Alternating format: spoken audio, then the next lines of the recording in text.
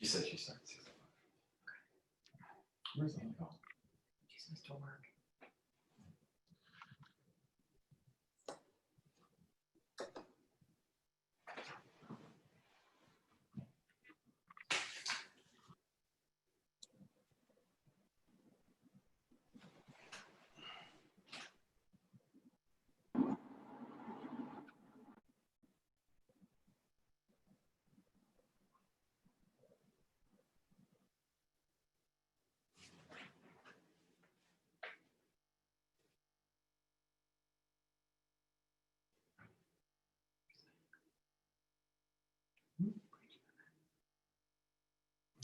Outside or something. It's like outside. How do I do something? She'll be fine.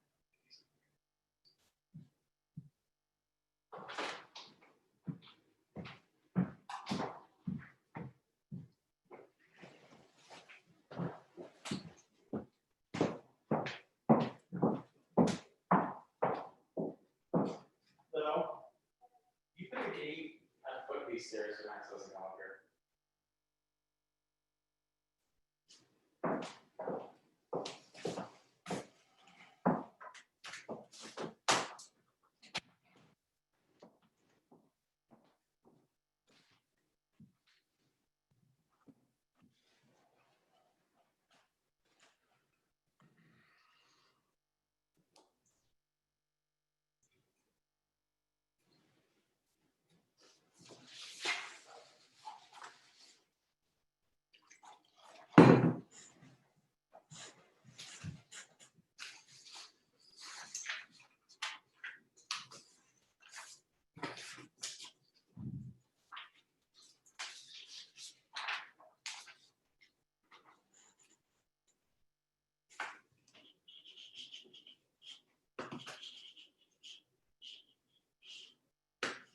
You know why I can't see the cursor? It's weird.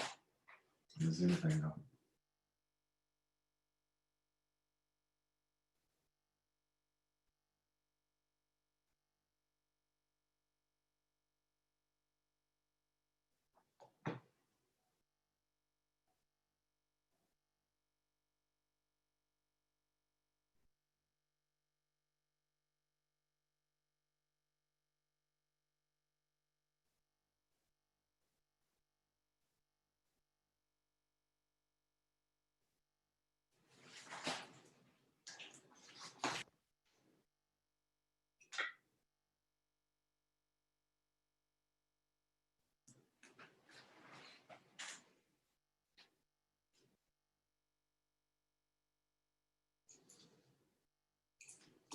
Okay, everyone, we're going to go ahead and get started for the night. And so I just want to thank you all for joining us and coming out for the Stop the Hazing, a conversation with the Gruver Foundation. And my name is Mary Ashton Salter. Cassidy Stevens. And so Cassie and I are super proud to serve as a part of the Fraternity and Sorority Life Ambassadors Program. So with the FSL ambassadors, we work on various initiatives within the campus community to raise awareness and educate our fellow Georgia Southern students. So one of the events that the FSL ambassadors help coordinate with is for the fraternity and sorority community for the National Hazing Prevention Week and promotion of the Eagles Don't Haze campaign. Last week marked National Hazing Prevention Week. During the week, our 6 councils and our chapters on both the Armstrong and the Statesboro campus put together a variety of engaging virtual programs to help raise awareness within our campus community regarding the dangers of hazing, its prevalence, and the importance of hazing prevention. And as we bring Hazing Prevention Week activities to a close, we're super honored to host a conversation with Mr. and Mrs. Gruver of the Gruver Foundation this evening. We're fortunate to have the Gruver family with us tonight as they continue their fight to advocate for hazing prevention and legislation in honor of their son, Max Gruver. Please welcome Mr. and Mrs. Gruver. Thank you. Thank you. Good evening, everybody. Thank you so much for having us tonight. Georgia Southern means a lot to us. We've had friends that have gone there for years, and Max had a lot of friends that went to Georgia Southern that are still at Georgia Southern. So your community means a whole lot to us.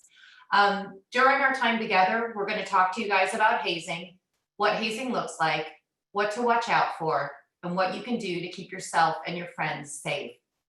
Hazing should never be a part of your college experience or the college experience of any of your friends. This presentation is in honor and loving memory of our son, Max Gruver, who died as a result of hazing in his fraternity.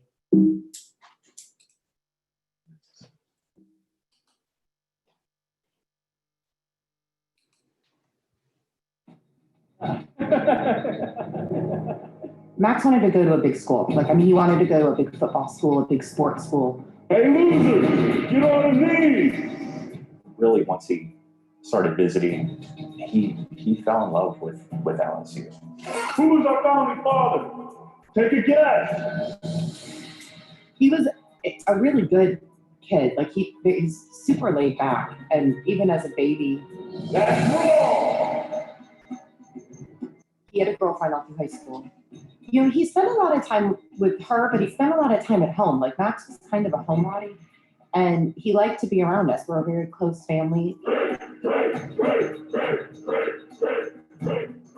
an avid writer. He would spend hours writing. He wrote over 360 articles.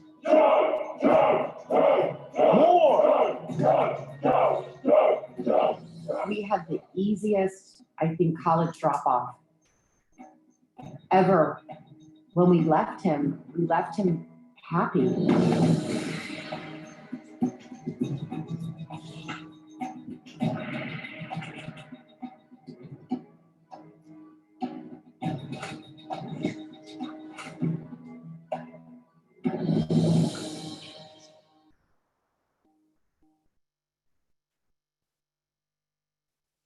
Our son died. Max Gruver died on September 14th, 2017 from an alcohol hazing incident at his fraternity at LSU.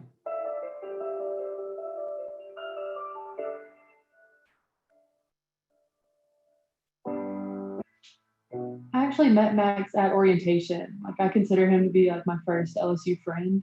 I met Max through an extended orientation program last summer. Immediately bonded. He was just this tall, goofy kid that he immediately came over and started cracking jokes and being silly. So I had 4 out of 5 classes with him. He lived on the floor above me. So literally everywhere I walked, I couldn't avoid Max if I wanted to. And that's kind of where I got to know Max really well on a more personal level. I first met Max in a LSU group meet for the class of 2021. We had messaged through that app for a while, but the first time I had met him officially, in person, was at Stripes 2017. Just brought a lightness to a group of a bunch of people who were very nervous to be there and didn't know what to expect. And he immediately lightened everyone up with his presence. So we were pretty close.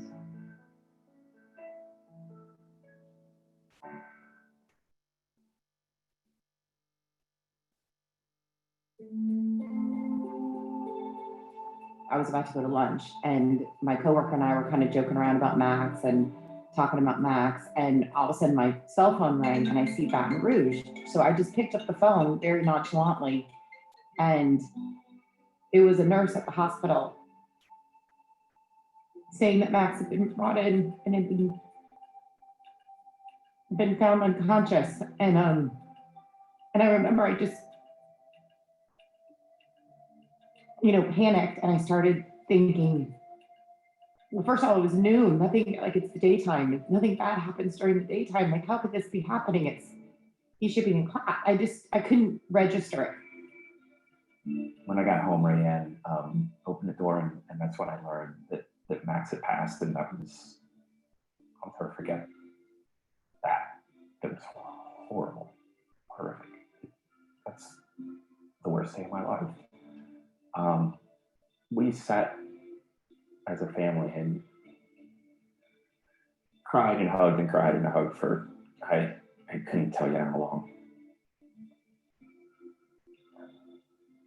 It's something that no one should ever have to go through.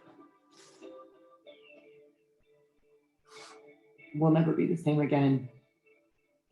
It's something we try to live with every single day. Is Max isn't here. and why Max died. And my kids, I don't think my kids will ever understand that. Like, and we won't understand it, how you could do something so horrific to somebody else, you know, all just to join a group.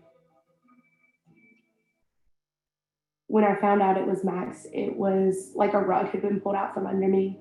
It was really tearing because we were so close. So I sat down to pull up an article, and the first one came up. When it said his name, when you find out that it's someone you know, it makes that told that much worse and that much harder. Called my mom. I remember calling like every single one of my friends, like just trying to get some kind of grasp of like what was happening. I didn't really know how to process what I just read. That feels it's that much harder to swallow when it's someone that you know. Kind of like shut down. I mean, losing a friend kind of just really takes a toll on you, especially in a way like that from hazing, something that could have been prevented. My heart felt for his family and all the other people who got to know what kind of beautiful person he was and the positive impact that he made on so many people in such a short time. You know, his funeral was packed. And the community support's still there, and it's fantastic. And it's what helps us get through almost every single day, is knowing that all that support's there. But Max could be your kid. Max could be anyone's. You know, Max was a good kid. He was a nice kid. He wasn't perfect, but he was loved by so many, and that resonates with people. And we know that several Phi Delta students have been detained today to be questioned as to what may have happened overnight inside the Phi Delta house. This could have happened to our roommate that's in a fraternity, or our friend that's a football player, or something like that. The thought that it could be anybody, it just needs to be, I think this thought needs to become more real for everyone. It needs to be a motivation to do something about it. And that's the scary reality of the situation, is that it can happen to anyone. And that's where our world is today. And the first step in any behavior change is realizing there's a problem.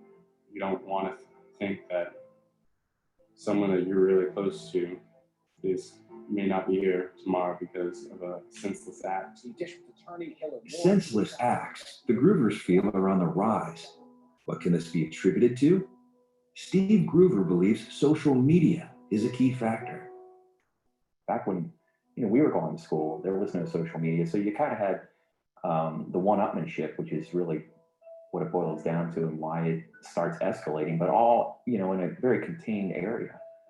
Where today they're trying to outdo each other, but they're learning about things that people have done in California. Social media made this world a whole lot smaller, and it's causing a lot of escalation with respect to hazing that didn't exist before. After Max's death, we started realizing from talking to other parents, really, we had no idea the depths that hazing and the extremes that hazing went to across the country. I think people look back on hazing as like Animal House or something like that, and you swallow a goldfish or you streak naked through a quad. And when you start hearing the stories of what's happened to other young men, and you find out the extremes, and it's appalling. Hazing exists in many forms, in many different organizations outside of fraternities and sororities. Hazing is prevalent in athletics and can exist on every sort of team and in every sport, with some instances beginning as early as high school. There's deaths, and we all hear about the deaths. What we don't hear about hazing is when it ends up in severe bodily harm. Do it, pledge! if you wouldn't do it to yourself, why are you doing it to somebody else? Put bottle caps on your elbows and go in the plank position for 5 minutes with those bottle caps, going into your elbows. And 15 minutes, drink an entire bottle of whiskey and then smash the whiskey bottle on the ground. And then you have to do 50 push-ups over the broken bottle. Would you stick yourself in a deep freezer with saran wrap over the top, and you have to smoke 5 packs of cigarettes before you can even get out of that refrigerator? Would you lock yourself in a dog kennel, overnight? Would you put a ski mask on and go into a convenience store and you have to steal a pack of gum and a bag of Cheetos? Lock yourself in a dark closet with a trash can and several bottles of liquor and have to fill the trash can up with puke or vomit before you're allowed to leave. The trash can's full, I can get out now. No one would do that. It's just appalling the lengths that the hazing has gotten to. It's absolutely unbelievable. For a long time, I was very, very angry, and it was a very overwhelming feeling, and I felt very helpless because there were so many other people that I knew, mutual friends, that were hurting as well, and there was nothing I could do to help them. In an effort to help deter the escalation and prevent further deaths from hazing, the Gruvers are pushing for stricter laws nationwide with consequences that match the severity of the crime. And lawmakers across the country are agreeing.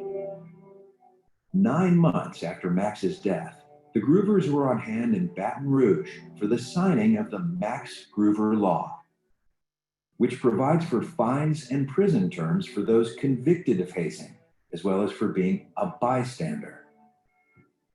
It was definitely a win. It made things a little bit better in our world. It definitely gave us a sense of accomplishment that we were able to make this change in what was a completely inadequate law to a law that now makes hazing a felony in the state of Louisiana. That will help empower these kids to step up. It's a felony. And if you have a felony on your record, you're not going to get the job that you've gone to that university for. And if your counterpart's doing it, you're just as guilty as a bystander for hazing because you're doing it too. 29 days into his freshman year, Max Gruver and his fellow Phi Delta Theta pledges were summoned to the frat house for what was called Bible study. And basically, Bible study consisted of answering questions about the fraternity history and the Greek alphabet. And if you answered those questions wrong, you had to take a pull off of an alcohol bottle. A pull is sweetening off the bottle until someone tells you to stop. And the alcohol that they used that night was diesel. Diesel alcohol is grain alcohol. It's 190 proof. It's not something that anyone would typically drink straight. It's clear, somewhat odorless, tasteless, and I'm sure that night it looked just like any other rum or clear liquor. More than likely, those boys had no idea what they were drinking. It's this deadly, I'd call it poison. The whole event lasted an hour and a half to 2 hours.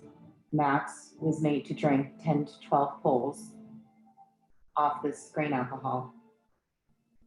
They did other things besides having them drink diesel alcohol. They were, forcing them to do like wall sits, douse them with ketchup and hot sauce. And they were in a hallway that was dark. There was a strobe light going. There was very loud music blaring. Clearly, obviously distracting your senses while you're there also.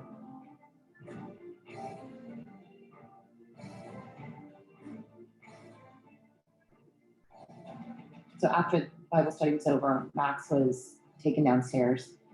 During the night, even with obvious signs of distress, labor breathing, they were checking his pulse, his fingers, his lips were turning blue. People were had said, he doesn't look good, let's call 911. No one ever called 911. And Max, sometime during the night, passed away. And no one ever picked up the phone to get him help, even though they knew something was wrong with him. And he wasn't even taken to the hospital until the next morning, about 10:30, 11 o'clock in the morning, after they had called for some pledges to come get him and take him to the hospital. They still didn't call 911. Max's blood alcohol level a day and a half later was 0.495. So the amount of alcohol Max must have consumed that night, is a lot. Max was a big boy. He was 6'1" and about 220 pounds. According to the coroner, Max died from alcohol intoxication with aspiration, which means he choked and suffocated on his own vomit.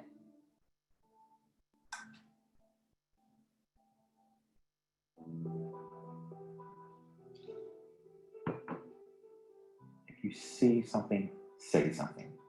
Stand up and take action. If you know it's not right, if you know it's not something that you would do to yourself, feel empowered to do it because you might be saving a life.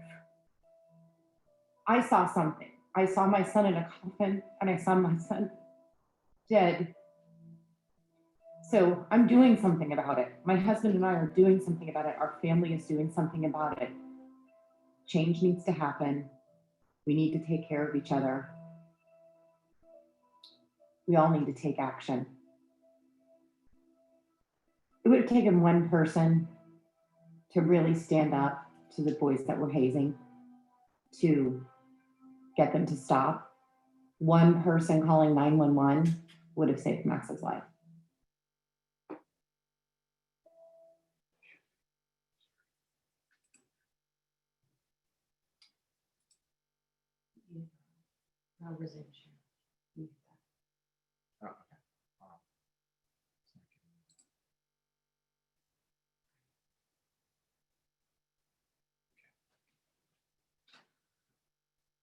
Let's start with the definition of hazing. There's several different definitions of hazing, but we like this one the best, which is hazingprevention.org, which defines hazing as any action taken or situation created intentionally that causes embarrassment, harassment, or ridicule and risks emotional and or physical harm to members of a group or team, whether new or not, regardless of a person's willingness to participate. No new member should ever be subjected to any sort of hazing activities in order to join any of your organizations. And you have to remember that a person's willingness to participate does not matter. That person is trying to prove themselves to you. They are made to believe that they have to do these things in order to be part of your organizations. I want you guys to all ask yourself these questions. If you think hazing is happening to you or to someone that you know, is this causing emotional or physical distress? Does participating in this activity go against my values or the values of this organization? Is this activity illegal? Am I being asked to keep these things a secret? And why are you being asked to keep them a secret? If a faculty member or an administrator or your advisor walked by and saw what you all were doing, would you get in trouble? Would there be a punishment? Would you do these activities around your parents? Would you even tell your parents that you are participating in these activities? Ask yourself if you would do any of these things to your own self or to your own sibling. If the answer is no, then why are you doing them to someone else? Hazing starts off small most of the time, like wearing khaki shorts and a polo shirt. That's how it started off with Max. He had called us up and said, "Mom, I need you to send me some more khaki shorts and polo shirts because I have to wear it every day." I had no idea. I didn't even think of that as being hazing. But that's the start of it. Maybe you're asked not to shave or cut your hair while you're pledging. Maybe you're asked to buy your brothers or your sisters cigarettes or tobacco or vape or whatever. Maybe you're asked to pick them up or run errands for them, or maybe you have to run errands for their girlfriends or for their boyfriends. Maybe you're asked to do their laundry. But servitude, things can progress, and they progress very, very quickly. It can turn into fight nights, paddling, more forced drinking like the gauntlet that happened to Tim Piazza. or obviously Bible study, like what happened to Max. Maybe it's doing excessive calisthenics or being dropped off miles and miles from school, barely clothed and with no phone, and you have to find your way back to school. The point is, you don't know where the hazing is going to lead. And you are literally playing Russian roulette with another person's life. You don't know how far anyone in your organization is going to take a situation. It only takes 1 second, one person to push it too far, one bad decision, and someone could be seriously harmed, psychologically damaged, or even dead.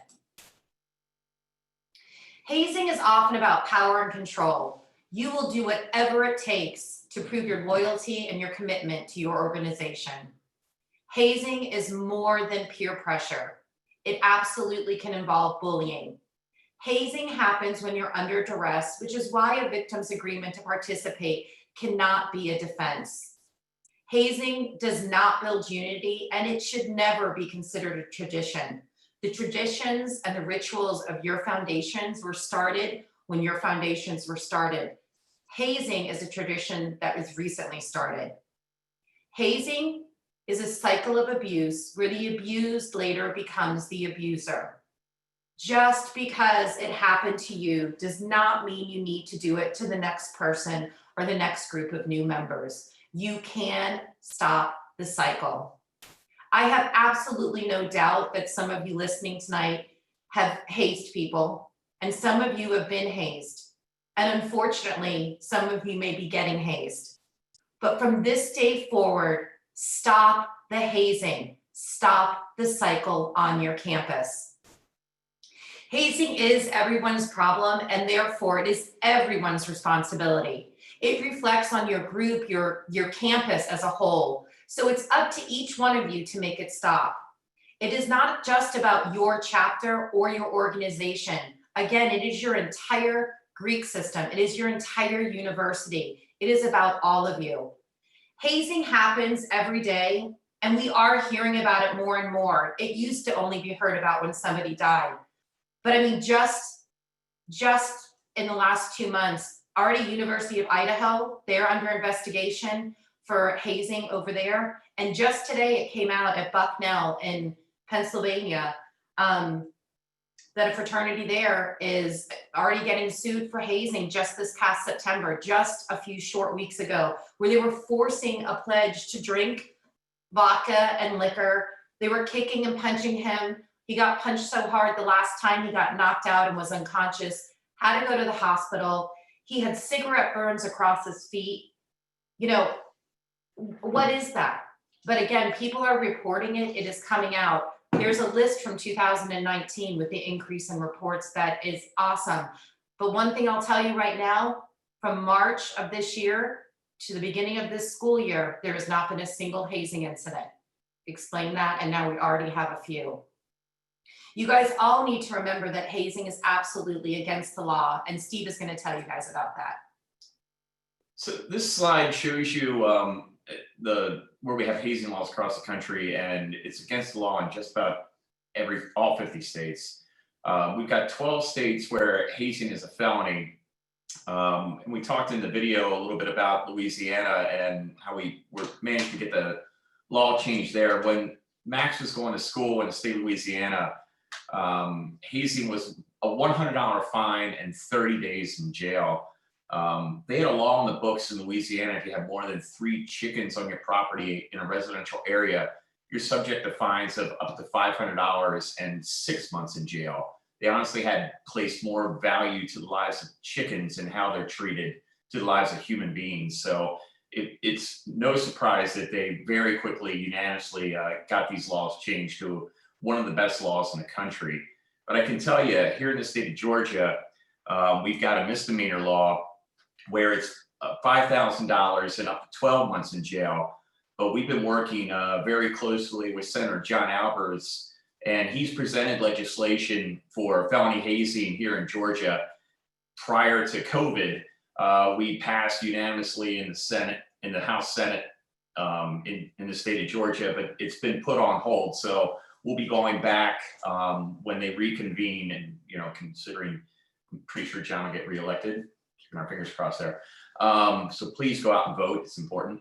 But we'll get that hopefully passed in the House as well. So we'll have a felony hazing here in the state of Georgia. But even as a misdemeanor, $5,000, 12 months in jail, that's a huge fine. Like, you don't want to go down for that. And I always say you use these laws to help empower you to make the right decisions, because even as a bystander, as we talked about, you're still criminally liable for these laws. And I hire and fire a lot of folks. I work in business. You guys are working really hard to get a great education. And if you have a misdemeanor or a felony on your record, we always do background checks. I can tell you never work for our company. I'll never see your resume. So, please let that use the law to stand up to these bullies, these hazers, and say, look, we can't do this. It's against the law, and I can't afford this. And it's not part of our group. It's not part of what we stand for. We've created a group called the AHC, it's the Anti-Hazing Coalition. And it's a group that's made up of the fraternities and sororities, the NIC and the NPC, and a large group of parents, unfortunately like us, that they've all lost their children to hazing. But we've created this model legislation. This is what John Alvarez has taken to the state of Georgia. It makes it very easy for legislators to create criminal hazing, and we have to affect criminal hazing state by state. So I know we have a lot of folks in the audience here tonight. We appreciate you showing up and listening. But as I ask your help. Please support us in these laws that we're trying to change here in Georgia. But we've got neighboring states, North Carolina, South Carolina, Tennessee, and Alabama, all around us that don't have felony hazing laws. And quite honestly, Tennessee has horrible, I'm not even sure they really have what I would call a law on the books. So if you know legislation in those states, you can come to our website, and we have a page there where you can download the model legislation. You either get it started in the House or the Senate, it doesn't matter, wherever you find your relationship, and we need your help there. We've got another law that we're working on at a federal level. It's called the End All Hazing Act, and that's also through the AHC. And what that law will do, will have universities and organizations across the country I call it a truth in advertising type act. So what it will do is it will require universities to create a page that shows all the organizations on their campuses, not just fraternities and sororities, because hazing takes place in all organizations. But it will show if they had any violations, and not just from hazing, but also from drugs, alcohol, any type of sexual assault, anything that they've done wrong, so that you have an opportunity to make an educated decision when you're joining these organizations. We had no idea how many violations the Phi Delta Thetas had in Louisiana before Max joined. And I can tell you, if Max would have known, it would have gone a long way. He wouldn't have joined that group. He knew of another group just because of rumors that he knew that they were a quote unquote bad group. And he even talked about jokingly about, oh, I'm never going to join, that fraternity because they've got a horrible reputation. We had no idea that the Phi Deltas also had that reputation. So this law will go a long way in ensuring that you have insights into what's been going on with these groups. Another law I want to talk about will save lives. It's medical amnesty, and in a nutshell, what this means is do the right thing, call 911. You're not going to get in trouble for drugs, alcohol. You're not going to go to jail. If you do the right thing, call 911. The police, because of this law, will not fine you. They will not prosecute you. These laws, and you can see again, are in just about every state. And they're also typically mirrored by your university as well. So you're not going to get in trouble with your university. But these laws really got started around 2008 a young man by the name of Carson Starkey. Very similar story to Max. He was at Cal Poly, and he's an SAE, and they were hazing him with alcohol. And some of the brothers looked at him and said, you know, Carson's looking in a bad way. We're really concerned about him. But they didn't do the right thing and call 911, which is the help that he would have saved his life. They loaded Carson up in a car. They started driving to the nearest hospital. And on the way there, they all started talking and had a conversation that went like, hey, you know what? We've been drinking. We've been doing drugs. When we get to the hospital, they're going to ask us a lot of questions that I'm not sure I'm willing to answer. They're going to call the police. We could get in trouble. We might go to jail. So they made a horrible decision of turning around, taking Carson back to the house, laid him down on a mattress, just like Max was laid down on the couch. Carson never woke up the next day. Carson lost his life to alcohol that night. His family lived in Texas. That's where they got started. And they worked real hard to get these amnesty laws changed across the country. And you can see just how well they did. I talk about, I often ask a question when we're in a group and say, you know, raise your hands. I can't see your hands tonight. You know, did you know that hazing was against the law? You know, some hands will go up. But I also talk about drinking and driving, you know, and how many people know that drinking and driving is against the law, and just about every hand obviously in the room goes up. People all know drinking and driving is against the law. And I often, you know, compare hazing and drinking and driving by saying that they're similar in that they're still going on. So why are people still hazing against the law? Why are people still drinking and driving? We all know how dangerous it is. We all know that people are dying every day from drinking and driving, yet people are still doing it. And I say the reason they're still doing it is because they just don't believe that it's dangerous, or they really believe that they have control. And hazing is very similar. The drunk driver gets behind the wheel, they believe that they have control, and they end up killing someone or themselves. The hazers believe they have the hazing under control. I alluded to the $5 thetas, hazed many years, got in trouble many years before Max died. They did Bible study between 3 and 6 times a semester. They thought they had their hazing under control. And my son died from Bible study at the $5 theta house, which also, you're not even allowed to have liquor in the house. These boys obviously were not taking care of the methods of their own organization. And as you can see, in 2017, we had 7 deaths from hazing. We thought that Tim Piazza was the first death due to hazing in 2017.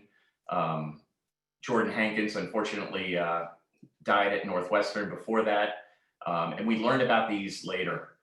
But we had the opportunity to meet with the Piazzas shortly after Max passed away. And I talked to Jim Piazza, that's Tim's dad. And, you know, I was angry. I'm still angry. But I said that day, you know what, Jim, I'm going to fight real hard. I'm going to devote the rest of my life to end hazing. And I'm going to make sure that no other kid dies from hazing. And Jim looked at me with a tear rolling down his eye and said, Steve, I just wanted to get through 2017 without another death. We lost 7 young men and a young lady to hazing that year. It's on the rise. I talked a little bit about it in the video. You can see it's a significant increase in deaths. There's a lot more that goes on with hazing that outside of the deaths. There's psychological issues. There's severe bodily injury and harm. The list goes on and on.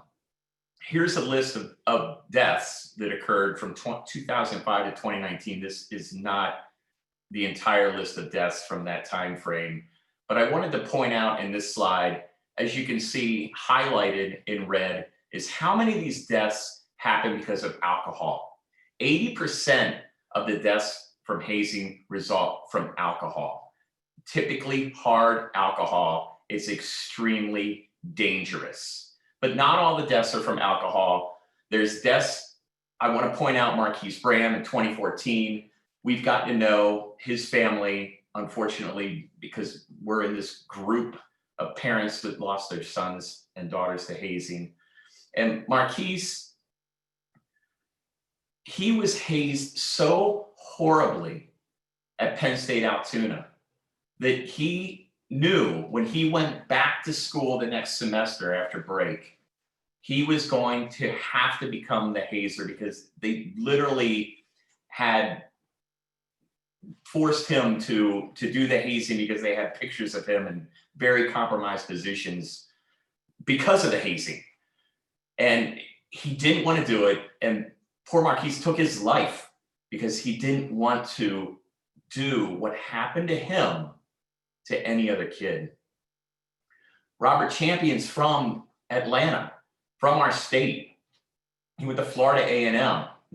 And hazing happens in bands, it happens in sports, it's very rampant in sports. And Robert was in the band, and he was beaten and trampled to death on a bus. Harrison Kelwick was trying to get from one end of a field to the other. Sounds easy, but it was midnight on a moonless night. He was dressed in all white, and all the brothers were dressed in black. And as he tried to run from one side of the field to the other, he was pummeled from either side.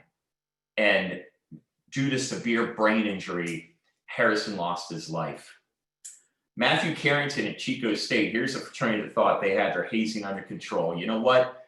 We're just going to make them drink copious amounts of water. What could be the harm in that?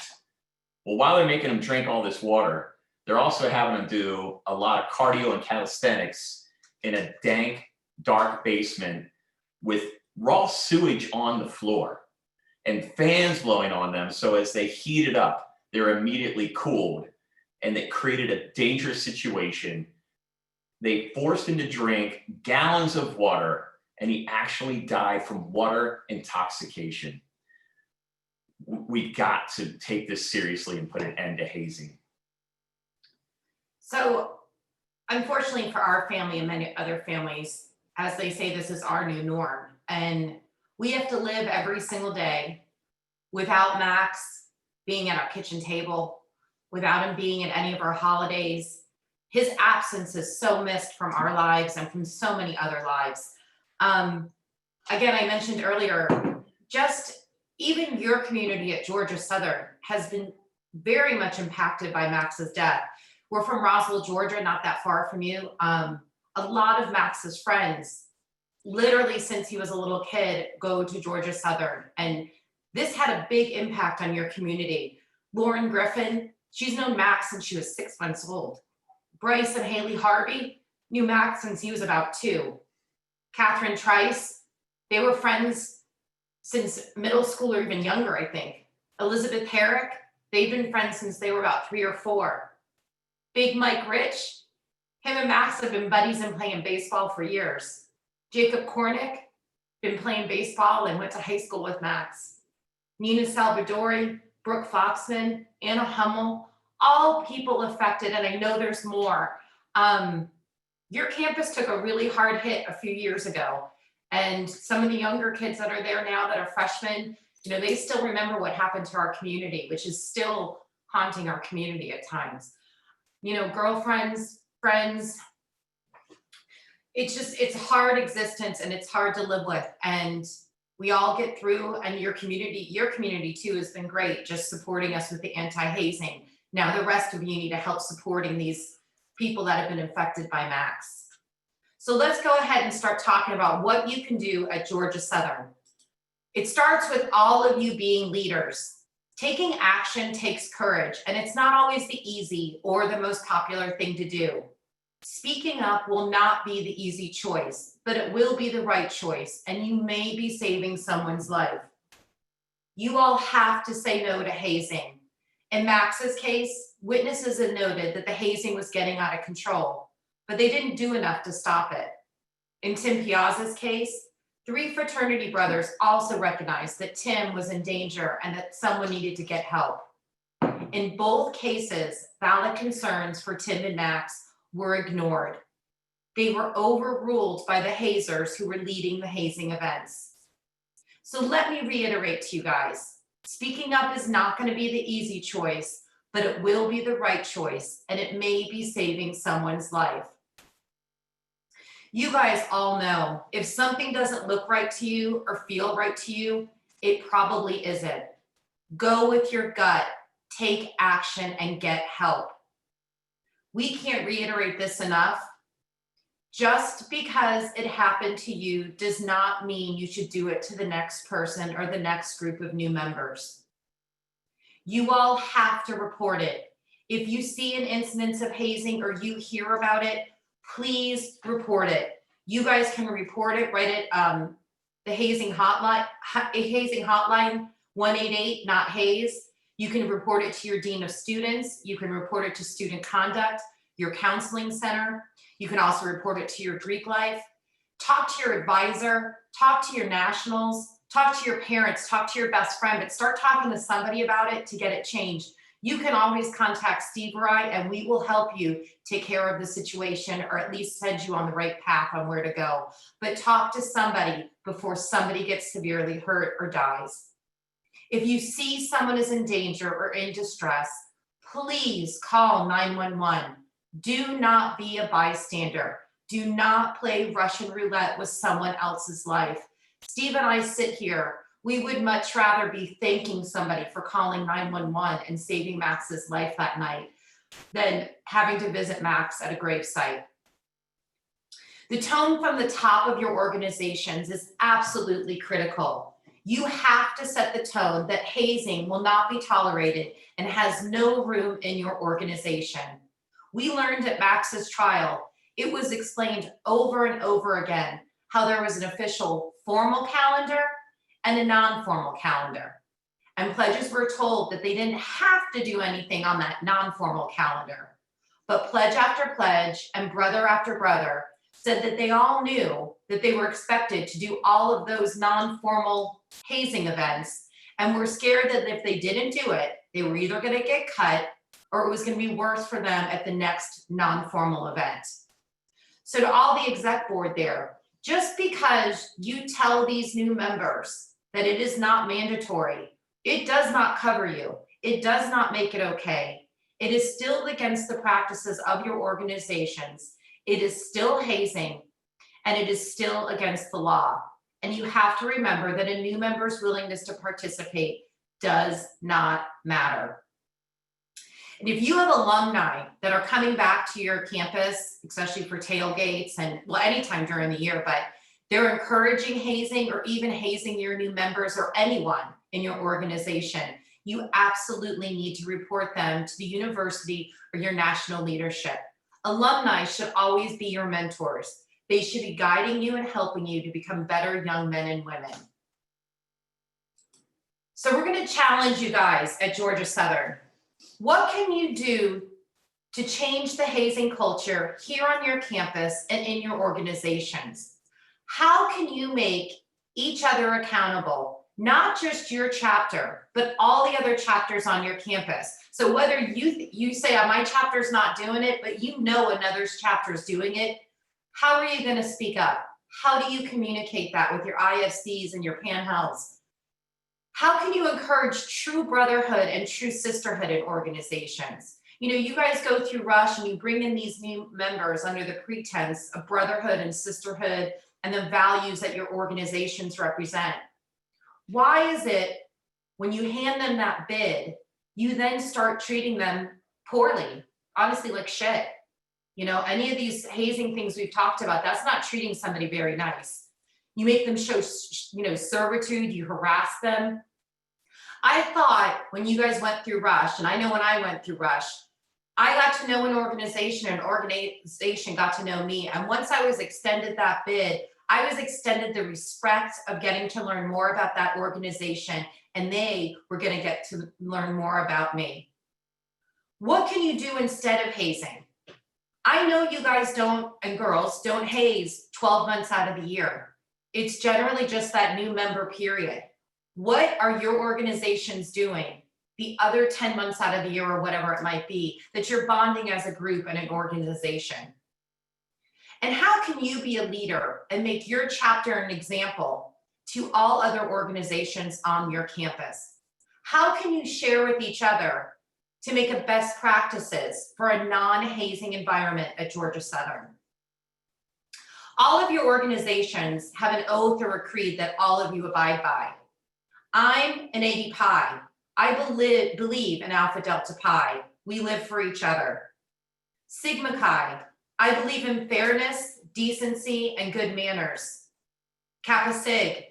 He must be a gentleman, a man of honor and courage. Kappa Alpha.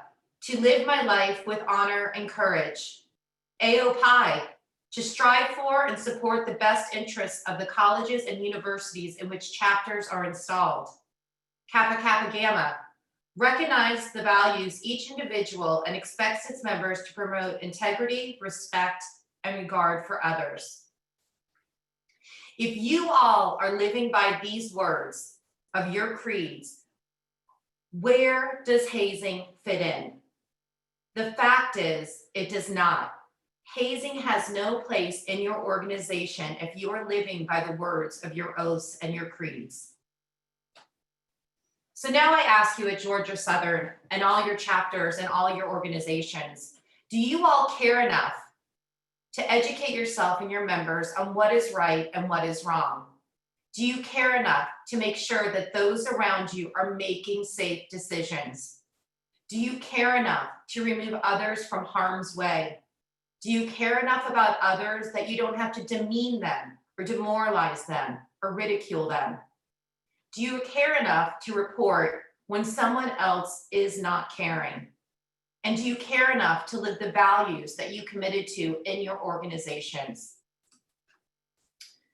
Steve and I are gonna end here tonight with something that we found in one of Max's journals the night before we buried him. It's from a paper he wrote on blessings when he was 16 years old, and the last paragraph ended like this. God works in funny ways. He does bad things sometimes because in the end they are good. Something bad can happen to you, but it may happen because it will make you better. He does bad to ultimately create good. Our son Max was no different than any of you all. He went away to college and he just wanted a home away from home. He wanted a brother when he couldn't be with his brother. He wanted a family when he couldn't be with us. He just wanted to feel safe. So please take these words back with you to your chapters and across the Georgia Southern campuses and put an end to hazing. Make something good out of something that has been so horribly bad for us. Make this change happen. Again, we'd like to thank everybody for having us tonight. You can reach us or follow us at all this information that is up here. You know, Max died because of hazing, and hazing, making this hazing culture change, it absolutely will save lives. It could be one of your own. So again, feel free to contact us, at any time in any way that we might be able to help. Reach out to us if you're interested in helping with any of the legislation we have going on. But remember to stay true to yourself and to your values and always keep each other safe. Thank you all so much. I know we're going to have a little Q&A session now too. Thank you.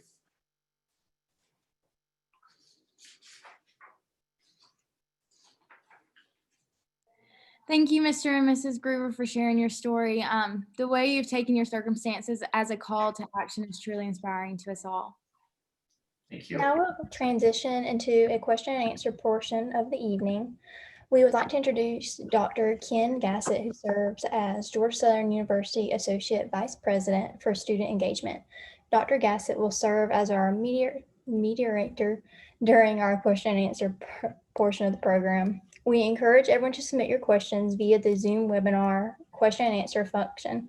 The question and answer function can be found on the toolbar at the bottom of your screen. Thank you, Mary and Cassidy, and thank you, Steve and Rayanne Gruver, for sharing your story with all of us tonight here at Georgia Southern. do have a good variety of questions, but I did want to personally tell both of you that on behalf of Georgia Southern, thank you for sharing your story with our community. Thank you for being with us here tonight.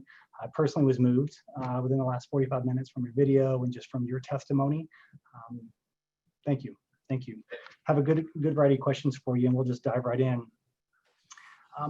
As both of you were really sharing your experience, and specifically with our Georgia Southern community tonight, what gives both of you the strength to talk to college students, and specifically fraternity men, about your son's experience?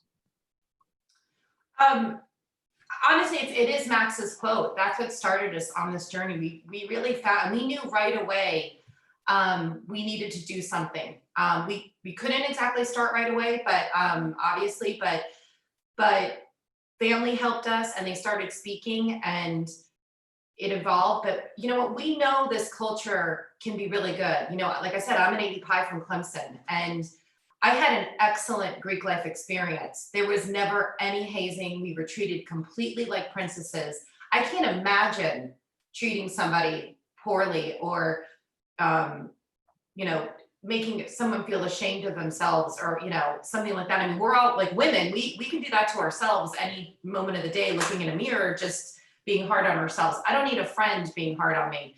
So and then too, with Max was a great kid who just, you know, really, he would have been such a powerful kid in that fraternity, in the aspect of a great leader in a soft sort of way, because he really was a gentle giant kind of kid. But you know, people just gravitated to him. So it just makes us want to well, we don't want this to happen to anybody else, but we know it can be good. Thank you. Rand, you talked a little bit about your experience with 80 Pi and some of the good things that you experienced. And from my time at Georgia Southern, I see a lot of many good things happening within our Greek life community. Their aspiration for grades, their involvement with the community, their giving back and fundraising for philanthropies and charities, as well as just a promotion of diversity and inclusion on campus. I completely echo with what you're saying. There's just a lot of good within the Greek life community. Do you feel like, for both of you, is it hard to see some of those good elements, those good experiences after this experience with Max? It goes both ways. I think, like, I travel, I had been traveling until now, but you know, and where I've really gotten to know a lot of specific chapters, you know, in sororities and fraternities, and they're really doing it right. And you know, they're really trying to make themselves better young men and women, and they're not trying to harm each other, or they really want to change the hazing culture that's on their campus. And so I know it's out there, if that makes sense. Like, you know, your AO Pi's at Georgia Southern have been phenomenal the last 3 years. You know, just getting Max's message out there, that's the kind of commitment that the whole campus needs to make on all campuses. So I know it's there. And like you said, there's philanthropies that you guys all support, and you do community service. I mean, keep going with the good. I mean, yeah, you guys should have fun in your sorority and fraternity lives, but that fun is not harming somebody else. There is no reason to harm somebody else. You know, again, Greek life can be great, but hazing just takes away from all of that. It just makes everything look bad, and nobody even cares about the good stuff anymore. Yeah, when we see the positives that come out of the fraternities and sororities on the campus, and that makes us feel good. It feels like we're actually helping to create that change. I know at LSU, they do a basketball tournament for the Max Gruver Foundation, all to end hazing. And, you know, when we've gone to these tournaments, you know, you see, you know, all these guys and gals getting together and having a really good time, you know, doing a 3-on-3 basketball tournament.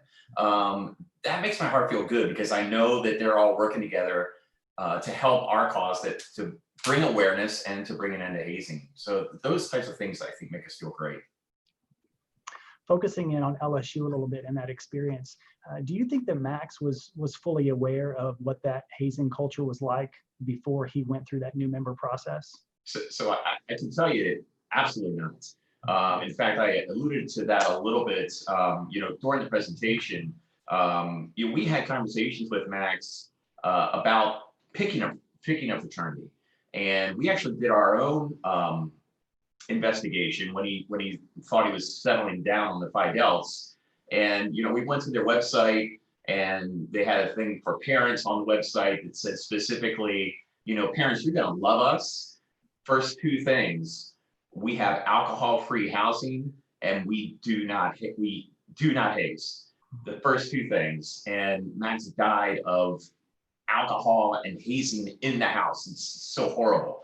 But they had a bad track record at the Phi Delta Theta house from 3 years before, and actually just the semester before Max passed, they were suspended for hazing. So he brought up I can't think of the other really bad group that did actually go down, the Deeks, DKEs, and they got kicked off campus after Max passed. But he talked about the Deeks. The Deeks had this reputation of just being horrible. And, I know he got a bid from them, and he said specifically, there's no way I would join them. These guys, they have such a bad reputation. So he really went in blindfolded with respect to that. Ray, and you talked a little bit about this earlier in speaking to exec boards and councils. Any other advice that you would like to give to our exec boards with a variety of chapters?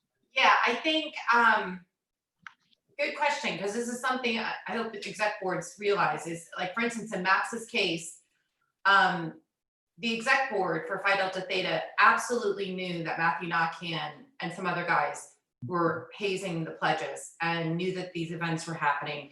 And it had already gotten so bad, not with Max, but with other people, with Matthew Knockan, that, 3 days before the Bible study, the exec board had a meeting about Matthew Knockan and what they should do about him. They decided, there's several things they could have done. They could have gone on suspension. He could have been, fined. He could, a bunch of things they could have done. They said, you know what, we're going to talk to him, and we're going to give him one more chance. And even when somebody talked to him, he told him, I can do whatever the F I want. So they did nothing with him. They gave him one more chance, and 3 nights later, he killed my son. So as an exec board, you have to make hard decisions. And sometimes that hard decision is pulling somebody out of there because they're dangerous and reckless, and that's exactly what Matthew Knockan was called. Dangerous and reckless. But you guys took these positions, I hope not just for a resume booster, but because you actually care about your organization and the members and the new members that are coming in. And you are going to have to make hard decisions because every single person on that exec board is now liable for Max's death. So you have to know that. Take these positions very seriously and make these decisions immediately when they need to happen. And again, you can never be wishy-washy about hazing. You cannot tell these new members that they don't have to do anything because everyone knows that's not true. You either don't haze or honestly you do haze. It's that black and white. So you decide which side you're going to be. Steve and Rayanne, we also have a good variety of parents and family members and other supporters who are listening in on this webinar tonight and paying attention to your story. What advice do you have for them? Talk to your kids. Ask them, is any of this going on? Talk to their friends. Be very open about it. Now that you've heard our story, I hope that empowers you to have a conversation. But as Rayanne, kept reiterating, it's starting that conversation. So, please start the conversation and, just dig into it and then try to help. And the help comes from the reporting. So that's how we found out about the Deeks finally got exposed at LSU. Was one of the members was actually talking to his grandfather, who was also a Deek. And he had all these bruises visible around his neck. His grandfather was asking what was going on with it. He finally was truthful with him, and that brought an end to that group at LSU. But they were doing horrible things to these members. If we can get ahead of the horrible hazing and stop it in its budding stages, the organization can still exist. But we've got to report it. We've got to get ahead of it. Yeah, and reporting, and that's the other thing, reporting any organization isn't, oh, because you want to take them down. That's not what it's about. I mean, it's so, you can go in and investigate and figure out, maybe there is some members that need to be removed. You know, maybe the chapter does need a whole lot more education. But something needs to get in there and change, again, before something happens like what happened with Max. And one thing to parents too is, and I hear this a lot and it drives me insane, is when they're like, oh, but they're not hazing like they did to Max. Well, do you know what these guys are gonna do tomorrow night or even tonight? Like I talked to Max on the phone at 9 o'clock that night. And technically 2 hours later, I mean, he was walking into his deathbed. So you have no idea. It can go from like, oh, well, all he has to do is do laundry or, you know, get brother's food or sister's food or whatever, to then all of a sudden there's a Bible study. You're not going to know when that situation happens. So don't even let the little stuff be okay. You've got to stop it at the little. Georgia Southern, from the time that school began 6 weeks ago, really up until recently, as well as a few of our counselors that are still going through the recruitment process now with new members, what would your advice be to our new members who are brand new to their specific fraternity or sorority? So know that, you know, Rayanne read all those creeds. Know that not one of the organizations that you join has hazing as their platform and what they believe in.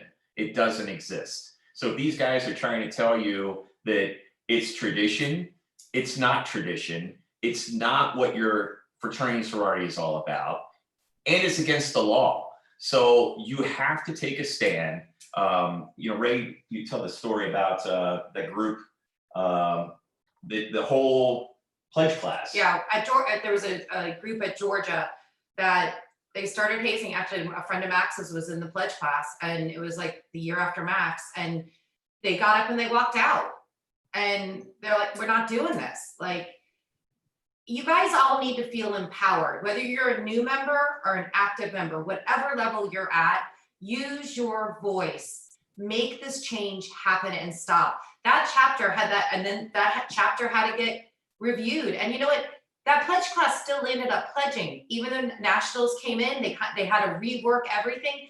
But that's the kind of change that needs to happen. Sometimes you just have to get rid of some of the bad and keep the good. But again, it's not easy. We get it, but you have to do it. Please feel empowered that your voices are very, very important. And typically we find that, you know, we'll ask a question again, you know, show of hands, but, you know, who's actually for hazing? You know, not a hand goes up. But there's some people in the crowd that are just cowards that are hazers and won't put their hand up. But the effect that we're trying to translate when asking that question is they're really in the minority. So most of the fraternities just going along with a 3 or 4 or 10 just bully bad apples in their group. It's a lot easier to eliminate that cancer, particularly when it's small, than allowing it to spread and infect the entire organization. We just have a few more questions. This next one is a two-part. I'll do the first part and that leads into the second part. Could both of you describe, or one of you describe, how Max felt about his fraternity brothers? And could you describe those connections that he had with them? We only really know, because, you know, it was such a short period of time. I mean, he really only was pledging it maybe about 3 weeks, but I know he adored his pledge class. They're very, very close. They're still very close, the rest of those guys, but we really didn't know a lot at that point. I mean, it was all so fast. So he never had said anything, and he's also a boy, so he doesn't always text and answer phone calls like girls do. So boys, call your mothers and text them back. But he never had a complaint though when we did talk to him. So there was nothing we knew about at the time. He just talked mostly about his pledge class. Yeah, but after Max passed, we learned that he had some extremely strong relationships with some of the brothers, and obviously his pledge class. I mean, those guys were super tight, and they're all working real hard to ensure that hazing doesn't exist at LSU. A couple of them have taken up leadership president roles in other fraternities on campus. Yeah, and I would agree. I agree with you. I think that when you're in a close bond like that with an organization, with fellow students, that you do have this sense of enthusiasm and loyalty and camaraderie. Why do you think Greek chapters, athletic teams, other organizations, if those are hallmarks and characteristics of those relationships, why do you think those groups, specifically Greek chapters, condone that type of risky behavior? So it typically starts out small, ekes its way in, and when it takes hold, the hazed becomes the hazer. So you have these groups of kids that when they were joining, they were hazed, and they feel like they've got to do it to the next class. And that's that cycle that we talk about that we need to interrupt. But it's really just like what happened to me, now I got to do it to somebody else. And it just is this vicious cycle that just perpetuates. Well, and they're believed to make it that it's a tradition when it's Right. not really a tradition or a ritual of anyone's organization, and should it be even in a band or a sports team? I mean, nobody has started on these traditions or rituals to hurt or harm somebody. You're being forced to do something to prove yourselves to somebody that's older or an older member. And it's wrong. And a lot of people are calling it out even on sports teams and bands and NFL and baseball. So it's good. People are talking about it all over the place. These final two questions, Steve, one is for you, and then the final one, Rayanne, is for you. Steve, what would you say to the Georgia Southern fraternity men who are listening right now on how this experience and the death of your son has affected you as a man, as a father? How has this changed your life? Well, my life is completely different, obviously, than what it was before. I have now taken this banner to put an end to hazing. It's horrible. I mean, I don't know if you can tell from the Zoom and if you can see us, but as Rayanne's reading, all Max's friends that go to Georgia Southern, it's so hard to hear. They should still be hanging out, having a good time. They're such great kids. So it's emotionally devastating, but it gives me voice to call out. And look, you guys have siblings, you guys have best friends, you guys have family members, cousins, girlfriends. Talk about it. Please don't let this happen to anybody else. And what I really want to see happen is, I hope you believe us in just how dangerous it is and how it can just go out of control so quickly. You have no idea. That's why it's important to stop it when it's small. But to my point, talk to your siblings, talk to anyone younger.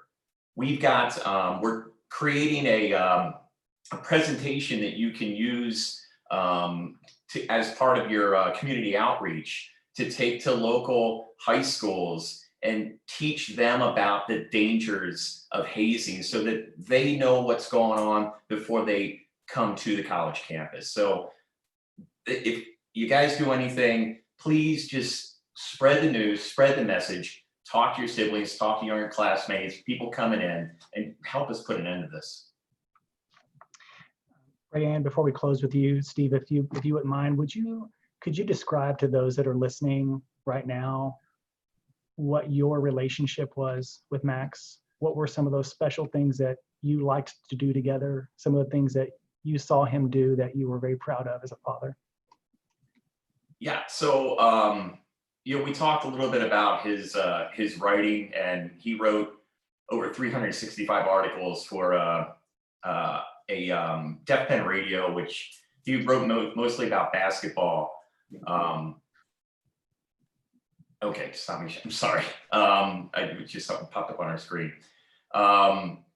So I was super proud of Max and the man that he became. particularly in high school, growing up, he had ambitions about, trying to be a voice, be a strength in the community. He was taking communications. He was also looking at law degrees. He chose LSU because of their communications program and that it was close to the capital of Louisiana. He was looking to get into politics. Wow, he just wowed me with his aspirations. And the fun things that we did, have always been a big skiing family. So we love to ski together, and that always makes me smile to think about skiing with Max. And he was just such a happy kid. He had just a personality that I wish I had. That boy just could talk to anybody and always make somebody smile. He made it a point to find somebody who wasn't having a good time in a situation and pull them to his side and lift them up and just bring joy to them. So he was an amazing character. I really miss that kid. Rayanne, this last question is for you, and then I believe we're going to be opening it up to audience questions who are listening in tonight. Rayanne, you mentioned a little bit about your experience with Eddie Pye at Clemson. But could you describe for us, what is the Greek experience supposed to be like? In all of its joy and excitement and enthusiasm and vision and excitement for the future, what is that experience supposed to be like? And what encouragement would you give to those that are listening tonight that are going through the recruitment process for the first time? It's supposed to be, it is supposed to be about bonding, and it's supposed to be about getting to know a group of people that you're like, but not always like. But I just can't reiterate enough. My experience was it was great. And I just got together with a bunch of my sorority sisters on Saturday night, and my college roommate and sorority sister was here for the weekend. And, that's what it's supposed to be years and years from now too. You're still bonded. They've helped me completely get through Max. We had a lot of fun in college. Again, I'm not opposed to fun, work hard, play hard, have a good time, but never forcing somebody to do anything in any situation is okay. If anything, hopefully you're helping your sister, your brother. If, like, say somebody is over drinking or overdoing something, maybe you need to pull them aside and tell them to slow down, whatever, but never forcing someone and never humiliating anybody or ridiculing them or just embarrassing them. Any of this mean girl stuff is just, it's not okay. Again, like I said earlier, I can be hard enough on myself every day. I want my best friends and my sorority sisters lifting me up and, making me feel like, good about me and about them. And, there's so many experiences you guys all have together as organizations that are awesome. New members should be taken in under wings. And right now, especially too with COVID, I know it's harder, but the older brothers and sisters should be helping these young kids, not young kids, I shouldn't say that, but these freshmen, mentoring them into college. Like, they're not even getting the college experience you guys got as freshmen. So, help them. That's what it's about. And navigating, changing this whole environment and just growing as people. So, I know Greek life can be really great, and it should be. Thank you both very much. I think that we're going to be putting up a slide in a little bit that has some resources, local and national resources that those on this call can have access to. We're doing that, y'all.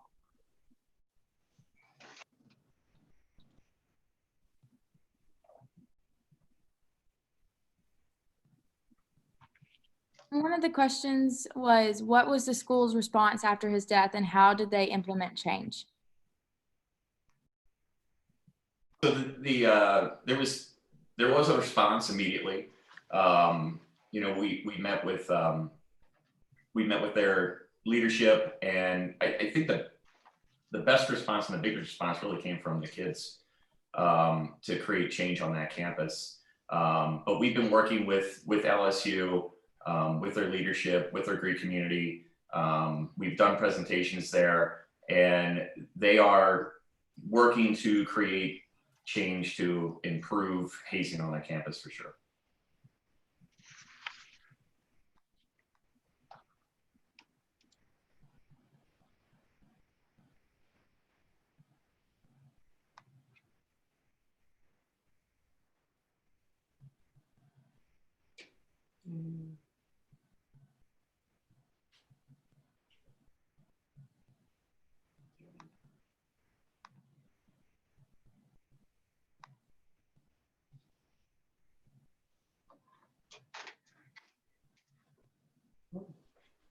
That's a good question.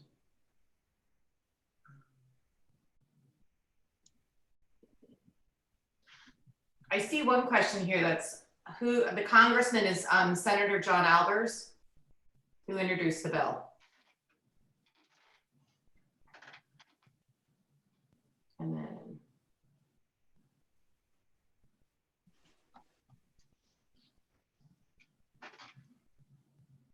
is there any other questions?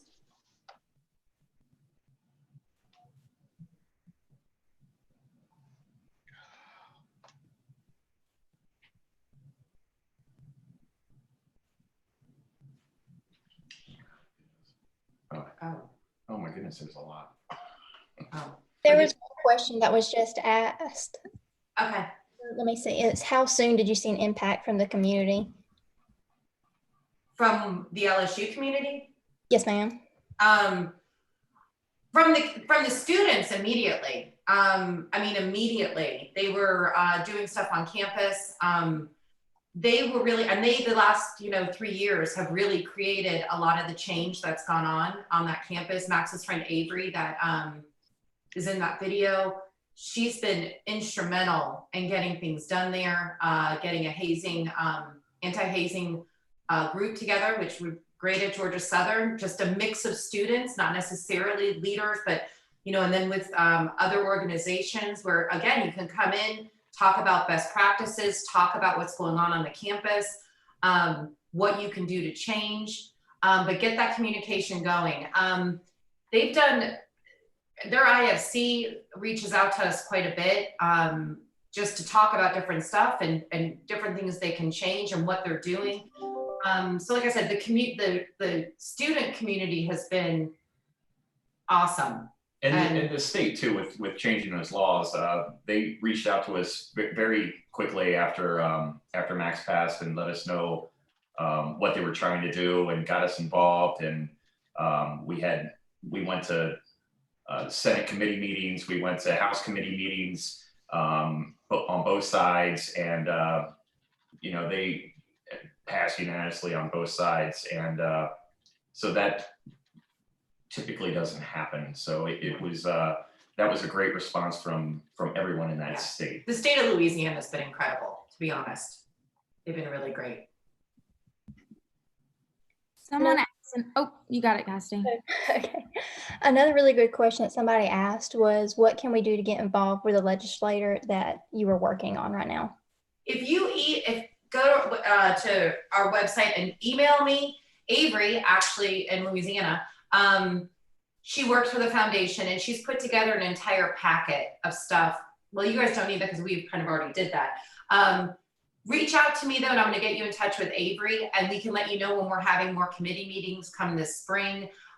You can reach out to legislators, but just go ahead and email us and we'll help you get involved with all that, because we do want student support. And even when we go to the Capitol at some point, if you guys can drive over at any time, that's what we want to see as students. And we got kids from Georgia Tech, Kennesaw, all around here that have been very supportive when we could go before. But.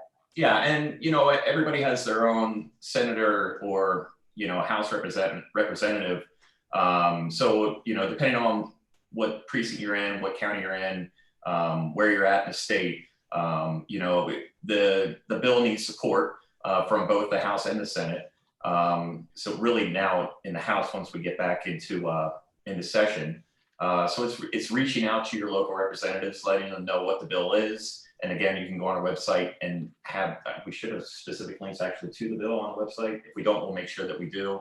And again, you can contact John Albert's office. He'd be glad to send information to you. He's been outstanding. Oh.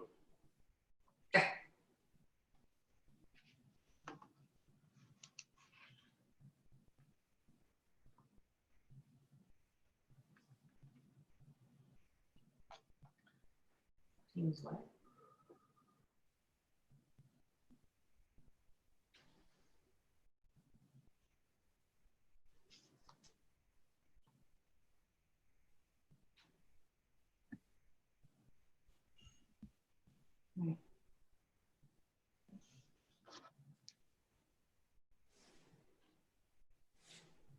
Another question that somebody asked was, what would your suggestions be to the councils to help them leverage their positions and raise awareness about hazing prevention within our community? Again, use your voices, but you, again, you guys, the IFC and the Panhandle and all, everybody, you know, you guys took those positions too, to be leaders on your campus. And you, again, you guys all know who hazes and who doesn't haze, and you know what's going on your campus. You guys have to speak out, and you have to figure out as a community, what do we do about X fraternity or sorority? You know, and take the right steps with your Greek life, with the nationals, to have something happen before something really bad happens, like what happened to Max. And I know hazing happens at Georgia Southern. I have heard about it for years. I've heard some really bad things about some of the situations that have gone on there. So if I know about them and have talked about them, you guys know about them and have talked about them. I mean, I've talked to some of your nationals about some of the stuff that's going on. So you guys have to stand up for each other. And sometimes, like Steve said, you have to get rid of like the ones in your fraternity and sororities that are just bringing you guys down. You have to get rid of them. I mean, before something like Max happens, and it will happen. It's like a ticking time bomb if you don't get control of it now.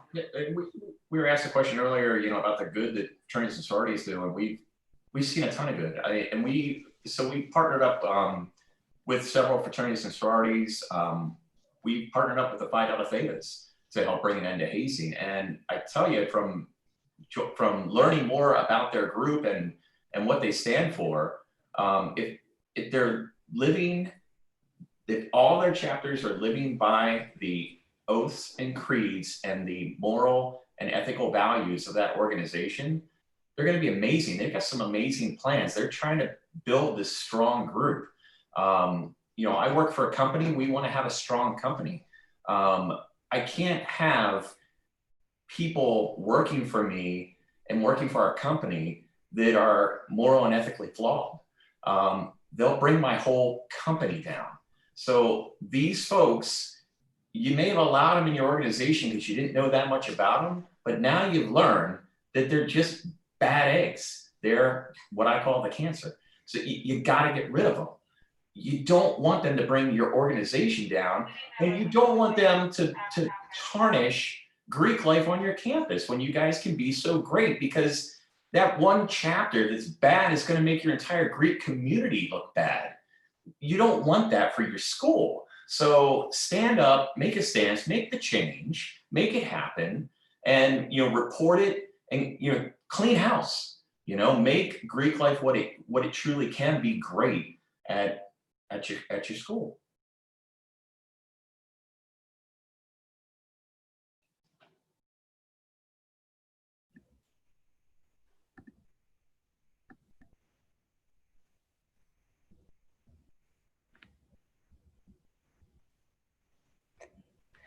Awesome. Thank y'all so much. Thank you. Thanks. That was awesome. Thank you, Dr. Gassett and Mr. and Mrs. Gruver. We just like to thank everyone for being with us this evening, and we're looking forward to more ways to get involved. So please visit the Anti-Hazing Coalition website or the Max Gruver Foundation website if you're interested in looking for more ways to get involved. Yeah, we encourage everyone to visit hazingprevention.org and take the pledge against hazing. Once again, thank you, Mr. and Mrs. Gruver, for being with us this evening. And this concludes our presentation. Thanks, guys. We hope to appreciate get it. to Georgia Southern sometime soon. Yes, we would love to come to your school. Yeah. Thank you.